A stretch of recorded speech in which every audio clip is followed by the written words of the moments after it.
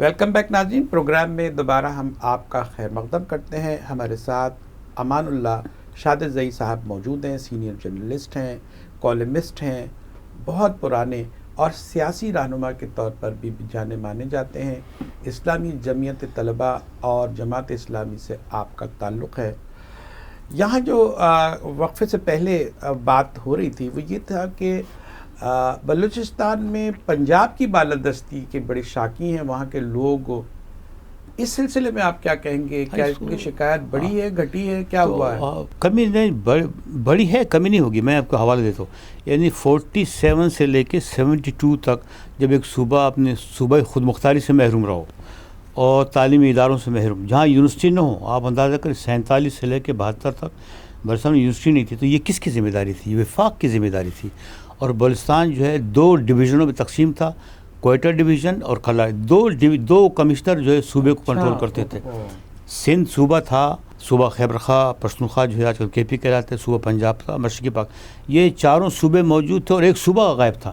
جب صوبہ خود مختاری صوبہ ہی نہ ہو تو صوبہ خود مختاری کہاں سے حاصل ہو سکتی ہے؟ اچھا، یہ 4 صوبے تو تھے جس طرح آپ تاریخی حوالوں سے بات کر رہے ہیں، لیکن صوبہ بلوچستان نہیں تھا۔ یعنی یہ اب حیرت کی بات ہے، یعنی بننے نہیں دیا۔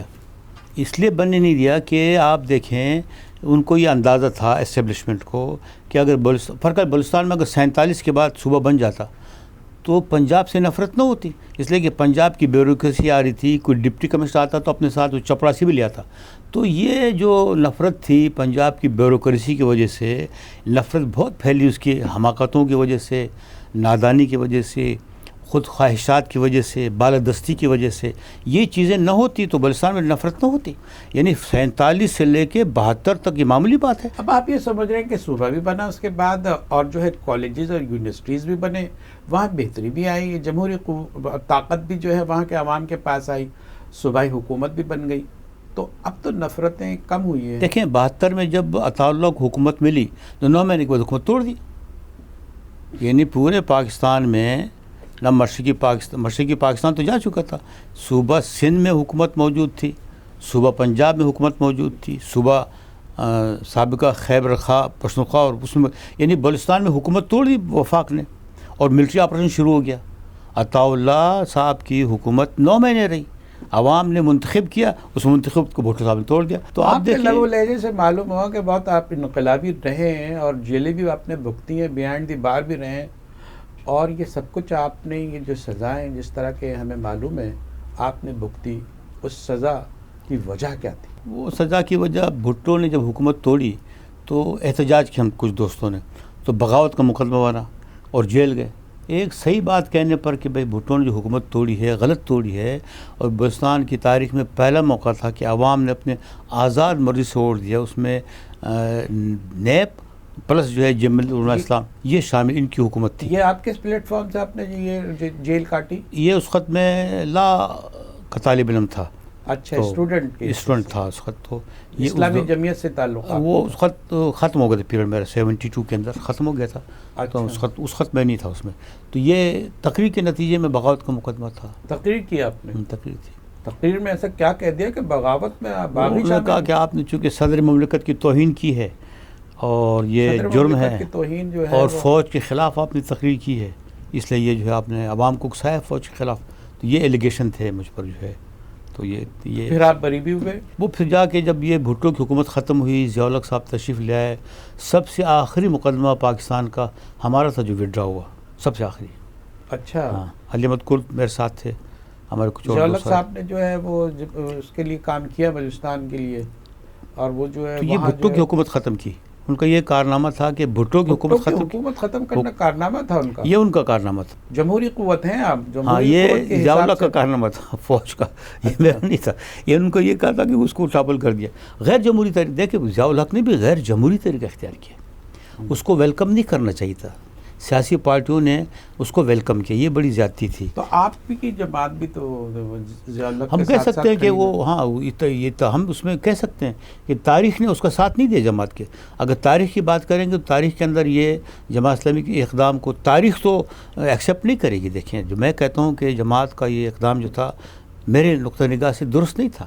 یعنی کسی ڈکٹیٹر کی حمایت نہیں کرنی چاہیے تھی، خواہ وہ ضیاء الحق تھا، خواہ وہ مشرف تھا، کوئی بھی ہوتا. کی بھی حمایت پر مشرف کی بھی وہ ہاں وہ مشرف کے اسٹیپس کو جو ہے اس لوگوں نے وہ سپورٹ کیا اس کی وردی کے ساتھ، کہ اس نے بہانہ کیا کہ جی میں آپ کے وہ فلاں مطالبے کو مانوں گا تو آپ مجھے ایکسٹینشن دیں. اس میں تمام پارٹیاں شامل تھیں، یہ غلط تھا. دیکھیں جی، ایک جمہوری پارٹی کو، اسلامی پارٹی کو کسی موقع پر فوج کی حمایت نہیں کرنی چاہیے. میرا موقف ہے بالکل، خواہ میں جماعت میں رہا ہوں ذمہ دار جو بھی، لیکن میری ایک سوچ ہے کہ میں اس کو سمجھتا ہوں کہ کسی جمہوری قوت کو، خواہ وہ لیفٹ کی پارٹی ہو، خواہ وہ سیکولر پارٹی ہو، خواہ وہ ڈیموکریٹک پارٹی ہو، خواہ وہ مذہبی پارٹی ہو، ان کو فوج کی حمایت نہیں کرنی چاہیے. مشرف کے بعد تو کافی رد عمل دیا آپ کی پارٹی نے.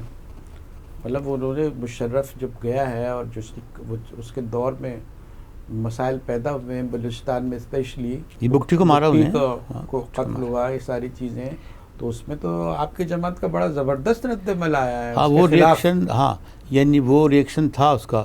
یہ منور صاحب اس کا امیر تھے تو ان کا وہ منور دیکھیں کراچی کے رجحان اینٹی آرمی کا ہے، ہم کراچی کا میں کہتا ہوں، اور پنجاب کا جو ہے رجحان جو ہے وہ پرو اسٹیبلشمنٹ اور پرو آرمی رہا ہے. بدقسمتی سے یہ پنجاب کی سوچ جو ہے، بنگلہ دیش جب بنا تو اس میں پنجاب کے اسٹیبلشمنٹ کا ہاتھ تھا کہ اس کو ایکسیپٹ نہیں کیا. تو کراچی میں بھی جو ہے وہ ماشاء اللہ والوں نے وہ بنوائی ہے، فلورش کیا ہے. اب وہ تو کیا تو دیکھیں نا، یہ عجیب بات ہے کہ ضیاء الحق نے ایم کیو ایم کو بنیاد رکھی. یہ عجیب بات ہے کہ ضیاء الحق جو ایک طرف دعوے دار تھے اسلام کو، اس نے ہاتھ رکھا، پھر مشرف نے 11 سال تک جو ہے ایم کیو ایم پر ہاتھ رکھا. یہ تو ہمارے سامنے، یعنی یہ ابھی سمجھنی ہے کہ وہ جو دعوے دار ہوں جمہوریت کے، فوج کی حمایت کی، دیکھ لیفٹ نے بھی کی حمایت کی. جب مشرف آئے تو پاکستان کی تمام لیفٹ نے جو ہے اس کو ویلکم کی. یہ عجیب بات ہے کہ وہ ایک طرف اپنے آپ کو پروگریسو کہتے تھے اور عمل ان کا جو ہے بالکل وہ رجت پسندہ عمل تھا. یہ بھی بڑی عجیب بات ہے. یعنی یہ منافقت بھی تھی اور تضاد بھی تھا لیفٹ کا پاکستان میں کہ مشرف اس لحاظ سے جو ہے اپنی پارٹی کو ہدف تنقید بنا رہے ہیں. یہ میں اس کو کہہ رہا ہوں جو لیفٹ کے لوگ تھے جنہوں نے مشرف کی حمایت کی، ویلکم کیا اس کو.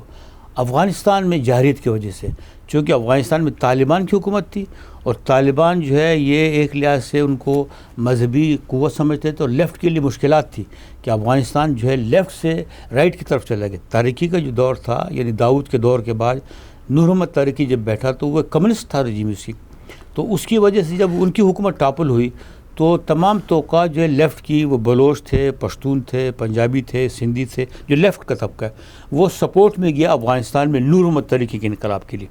جب اس کو ختم کیا تو طالبان آ گئے.